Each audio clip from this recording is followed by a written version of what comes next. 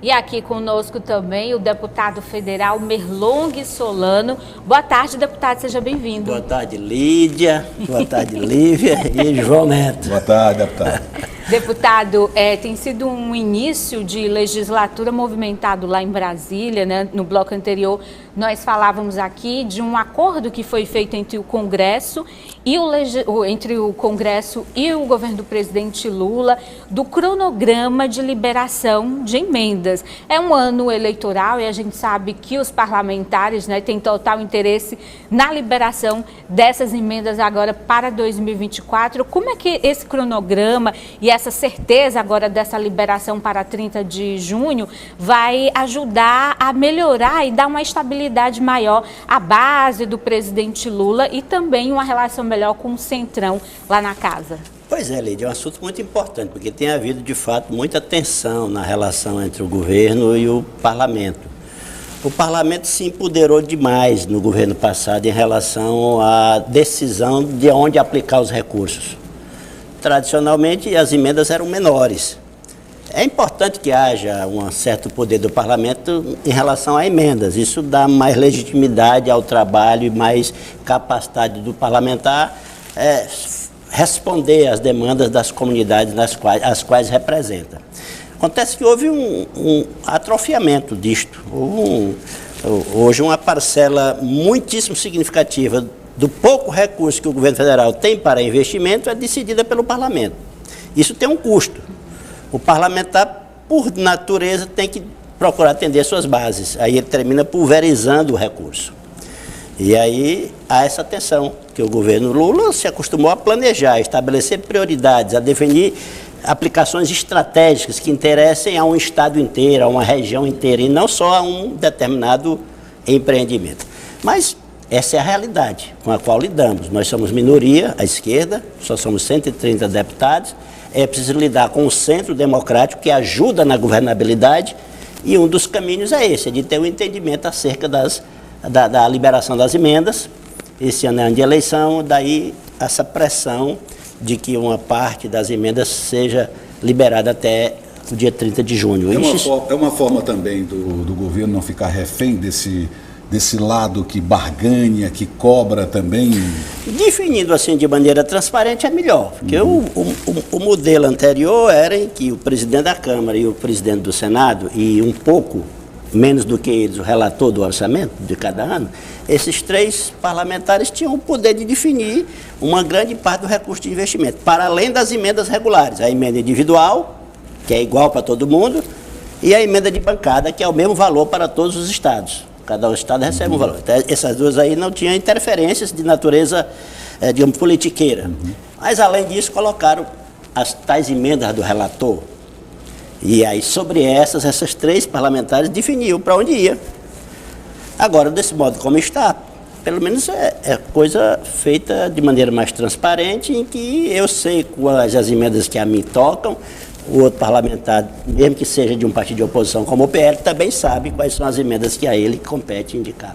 Vai ser uma pergunta quase que paradoxal que eu vou fazer agora para o senhor, deputado, mas com essa decisão agora, em que é mais amplo, como o senhor disse, mais transparente, o senhor acredita que essa descentralização da decisão, né, de distribuir as emendas do relator, ela também foi uma consequência da formação do Centrão dentro da casa?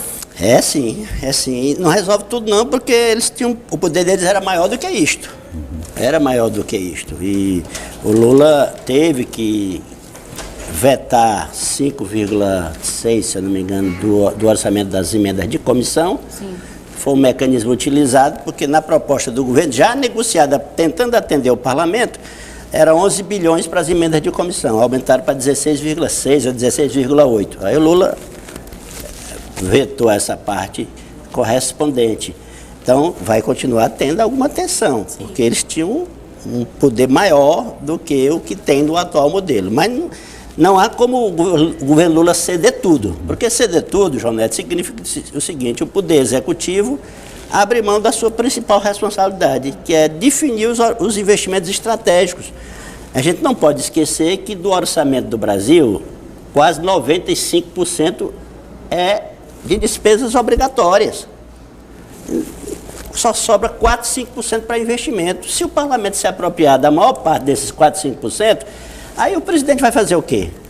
E como eu disse, parlamentar termina pulverizando suas emendas, porque se ele não fizer isso, como é que eu vou chegar em Joaquim Pires, onde eu tive metade dos votos, e dizer, não, eu não botei nada para cá das minhas emendas, porque eu resolvi fazer um grande hospital em Teresina.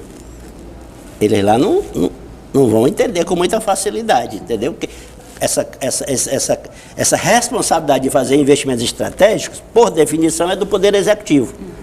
E para isso ele tem que ter o dinheiro. E, portanto, o maior poder de decisão sobre o recurso de investimento. Agora, deputado, outra decisão importante que deve ser tomada pelo presidente Lula diz respeito ao projeto que foi votado pelo Senado e retorna à Câmara agora com relação às saidinhas, né, dos presos, aquele direito, benefício, né, que os presos têm de sair em datas comemorativas. Há uma pressão, né, para que o presidente Lula não vete, mas de outro lado, né, há uma pressão muito grande também, principalmente pela direita, para que o presidente, né, possa aí não vetar esse projeto. O que o presidente deve decidir, deputado Merlong? Eu acho essa questão muito importante, Lídia. Há certo segmento no Brasil hoje, sobretudo a extrema-direita, que acredita que o que resolve o problema da segurança é aumentar a pena, aumentar a letalidade das ações policiais. No meu modo de ver, executar leis que existem traria melhor benefício. Garantir melhor condição de funcionamento dos organismos de segurança, garantir mais celeridade na ação do Poder Judiciário, do Ministério do Poder Judiciário, de modo que as pessoas cumpram aquilo que a lei já diz, traria melhor resultado. Porque, na verdade, uma boa parte não responde por nada, por conta da deficiência do sistema de segurança e do sistema judiciário. Agora, especificamente em relação à saidinha. Acabou de acontecer uma coisa trágica. Um preso numa saidinha matou um policial. Coisa trágica. Precisa a gente ver o que aconteceu. Houve uma falha da administração penitenciária e do juiz de execuções penais, porque essa decisão não é o preso que decide fazer a saidinha. Ele pede, que olha, eu quero fazer a saidinha. Sim. Mas aquilo passa pela apreciação da administração penitenciária e pela decisão do juiz de execuções penais. Então fica a seguinte questão: eles falharam ao soltar um preso perigoso, capaz de matar uma pessoa, ou a legislação é frouxa, a ponto do juiz, dentro de determinada circunstância, ter que liberar também um preso perigoso. Se a legislação for frouxa, nós temos que mudar. Me permita só fazer um parênteses, até porque a saidinha só é permitida para quem está no regime semiaberto. Isso. E estando no regime semiaberto, a gente acha ou crê que são presos menos inofensivos, né? Mas tem muita gente no regime semiaberto. Claro, é isso aí também. Uns pagam pelos outros, né? Esse vai ser o grande erro, né? Então, o que a extrema-direita quer? Proibir a saidinha para todo mundo. Uhum. O que é que eu quero? Eu quero analisar se há uma falha na legislação, se há uma frouxidão na legislação. Se eu chegar à conclusão de que há uma frouxidão, vou votar a favor de uma maior regulação. Então, a minha tendência é de não ficar nem com a atitude tradicional do PT, que é a favor da manutenção da saidinha, nem com a atitude, muito menos com a atitude da extrema-direita, que quer sempre mais dureza, que seguia pela bancada da bala, né? Que seria, então... A minha tendência é, só depois de avaliar a lei, que ainda não li, que regula esse instituto da saidinha, para saber se ela dá ou não dá ao juiz os instrumentos necessários para avaliar quem ele deve soltar. O senhor falava sobre justamente as duas posturas, a extrema-direita e também a postura de esquerda, que é do atual governo. O senhor acha que nesses 4 anos que vão aí se suceder do governo de Lula, vai ser nesses dois extremos? Vai ser sempre uma briga ali de ideologias e vai ser difícil discutir realmente projetos na casa? O Brasil está muito polarizado. Há esse risco de a gente cair numa discussão eterna de a esquerda contra a extrema-direita e, às vezes, esquecer as questões que estão precisando de decisão. Entretanto, até agora, Lívia, nós fomos capazes de, mesmo no clima de de polarização que caracteriza a Câmara dos Deputados hoje. Nós votamos coisas de grande importância para o país o ano passado, né? A reforma tributária, a reforma do CARF, todos os programas sociais importantes, como o Bolsa Família, o Mais Médico, tudo a Câmara foi capaz. A volta da política de valorização do salário mínimo, a tabela do imposto de renda, aliás, eu fui relator desses dois. Para mim, foi a maior conquista do meu mandato no primeiro ano, foi essa de ter sido relator da volta da política de valorização do salário mínimo e da atualização da tabela do imposto de renda. E que agora vem mais um momento importante desse, que agora o Lula mandou a medida provisória, aumentando para 2 salários mínimos, que era o compromisso. Como o salário mínimo foi reajustado, não é? Agora precisa atualizar de novo, de modo que quem ganha até R$ 2.828 possa ser isento da tabela. Então, nós votamos coisas importantes, apesar da polarização, e acredito que vamos continuar com essa capacidade de votar coisas importantes. Agora, deputado, outra discussão ainda lá em Brasília, antes da gente entrar aqui na política local, diz respeito a um projeto, né, que foi apresentado pelo senador Marcelo Castro de reforma do Código Eleitoral. E uma das propostas que mais chama a atenção nesse momento é a proposta de fim da reeleição.